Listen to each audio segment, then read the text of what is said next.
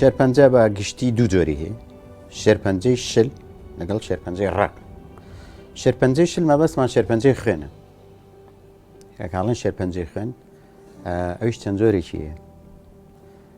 شێرپەنجەی ڕقیش مەقسەدمان چێوانی کە بە شێوەی گرێ دەرەکەون.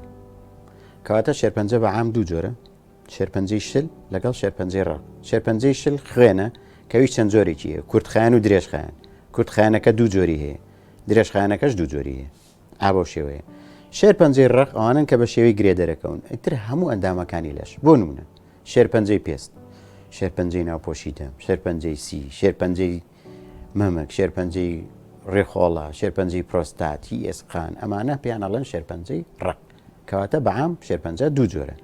بەڵام ئەگەر تۆ بێنی وردی کەیتەوە بڵێ چەند جۆرە هەیە، هەرێکێکان چەند لقێکی لێبێتەوە، ینی زیاد لەوە چێ لە 200-300 جۆر شێرپەنجە هەبێت لە دنیای، چونکە هەرێکێکیان نەوعی هەیە. شێرپەنجە نەخۆشیەکی درێژخایەنە و لە زۆربەی جۆرەکانیدا کوشندەیە. خانە شێرپەنجەیەکان بەوە ناسراون بەبێ کۆنتڕۆڵ دابەش دەبن و زۆر دەبن.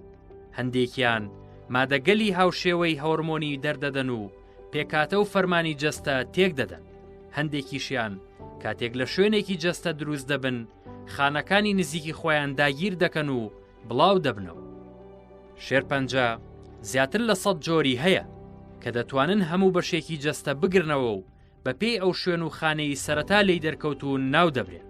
باوترین شێرپەنجەکان بریتین لە شێرپەنجەکانی مەمکوسیەکان، کۆڵۆن و کۆم و پرۆستات.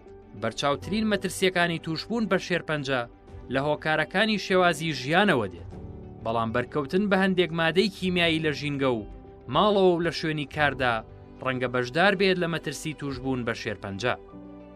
هۆکارەکانی توشبوون بە نەخۆشی شێرپەنجە بە شێوەی ڕێژەیی: تووتن لە 130، هۆرمۆنەکان لە 130، هۆکارە میکرۆبیەکان لە 105، هۆکارە بۆ ماوەیەکان لە 105، هۆکارە ژینگەیەکان لە 105، پیسبوون لە 105، خۆراک لە 120،